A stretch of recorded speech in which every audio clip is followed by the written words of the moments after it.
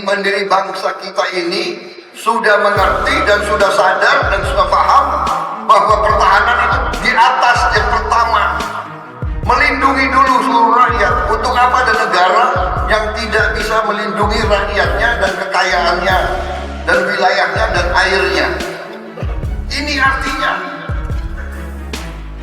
tujuan negara ini melindungi rakyat dulu, baru melindungi kekayaannya, baru memajukan kesejahteraan umum.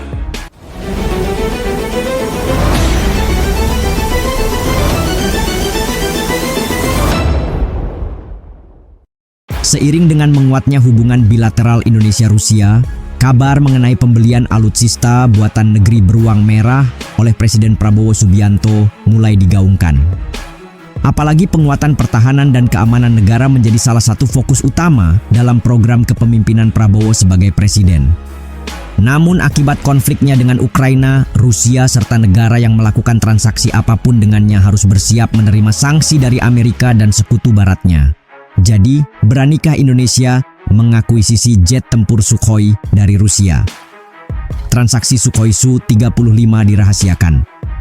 Duta Besar Rusia untuk Indonesia, Sergei Tolchenov, memberikan tanggapan mengenai rencana Indonesia untuk membeli alutsista buatan Rusia. Melalui pernyataan terbaru, Sergei Tolchenov menyebut bahwa perundingan antara Indonesia dan Rusia terus diadakan secara tertutup dan rahasia, sebab menurutnya akan ada pihak-pihak yang mengganggu perundingan ini. Sebuah pernyataan ambigu di tengah situasi tak kondusif. Beberapa isu dalam hubungan bilateral kami dibahas secara tertutup, apalagi di dunia pertahanan. Sejumlah kesepakatannya pun tak bisa kami sampaikan secara terbuka. Ia sekaligus menyinggung beberapa negara yang dicap tak bersahabat yang disebutnya bakal terganggu jika pihak tertentu bekerja sama dengan Rusia. Saat kami menyatakan kesepakatan dalam bisnis atau pengiriman Sukhoi Su-35 ke Indonesia, kita akan melihatnya. Namun ini harus dilakukan secara tertutup agar tidak ada musuh yang membatalkan kesepakatan kita. Demikian ia menambahkan sembari menyinggung pihak-pihak yang memengaruhi secara negatif. Sergei Tolchenov pun menegaskan kembali bahwa hal ini telah disampaikan kepada pihak Indonesia. Tahukah kalian 2016 lalu pemerintah Indonesia yang belum dipimpin Prabowo dan Rusia telah melakukan pertemuan untuk membahas akuisisi jet tempur Sukhoi Su-35. Namun belakangan diketahui rencana itu justru digantikan dengan pembelian pesawat Dassault Rafale Prancis. Menurut sumber yang mengetahui kontrak pembelian pembatalan tersebut tak lepas dari kebijakan untuk memberi sanksi terhadap negara yang melakukan transaksi alutsista dengan musuh-musuhnya dalam hal ini Rusia.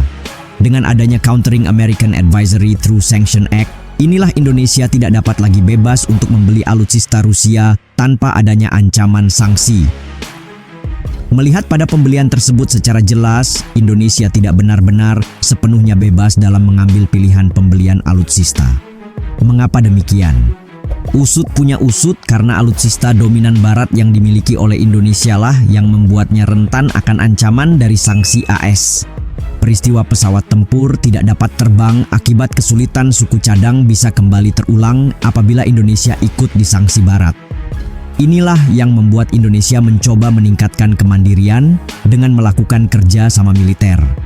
Sebagai contoh, negara pernah memperoleh kemandirian pesawat tempur melalui program kerjasama KF-21 Boramae antara Indonesia dan Korea Selatan yang diresmikan pada tahun 2014.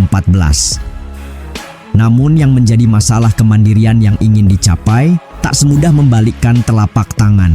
Sebab untuk bisa sampai ke sana, Indonesia harus memiliki akses dan pengetahuan mengenai teknologi-teknologi sensitif dalam pembuatan pesawat tempur tersebut terlebih dahulu. Tapi semoga di bawah kepemimpinan Prabowo Subianto Indonesia bisa memperoleh kemandirian pesawat tempur.